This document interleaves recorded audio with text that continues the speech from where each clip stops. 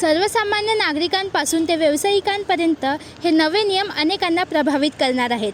सर्वात महत्त्वाचा बदल म्हणजे टॅक्स. आता 12 लाखांपर्यंतचं उत्पन्न करमुक्त असेल, त्यामुळे मध्यमवर्गीयांना दिलासा मिळणार आहे. आणखी एक मोठा बदल म्हणजे UPI व्यवहार.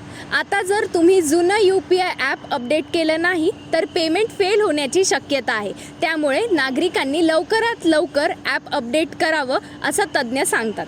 टोलचे दर वाढले असून प्रवास महाग होणार आहे. पेट्रोल डिझेलच्या किमतीही काही प्रमाणात बदललेल्या आहेत.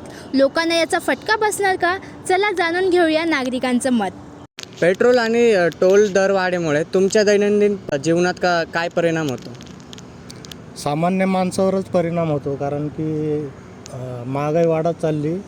आमच्यासारखं काम करणाऱ्यांना पगार थोडी वाढून देणार सरकार. पेट्रोलचे दर वाढल्याने आमच्या दर दिवसाच्या प्रवासात हे होऊन जातं. पेट्रोल आणि टोल दरवाढीमुळे विद्यार्थ्यांच्या जीवनावर काय परिणाम होऊ शकतो असं तुम्हाला वाटतं? परिणाम तर खूप बेकार आहे, कारण की सगळ्यांना घरचं बजेट एक असतं की मला कसं आहे की 5000 भेटतात बजेटमध्ये, आणि त्याच्यामध्ये पण माझे अराऊंड 3000 जातात पेट्रोलमध्येच महिन्याच्या. आणि आता वाढलं आहे तर माझं बजेट पूर्ण बिघडणार आहे त्याच्यामुळं. आणि मग मला दुसरं पण बघायला लागतं, कसं माझं हॉस्टेल असतं तर ते बघायला लागतं, आणि माझी पर्सनल थिंग्स.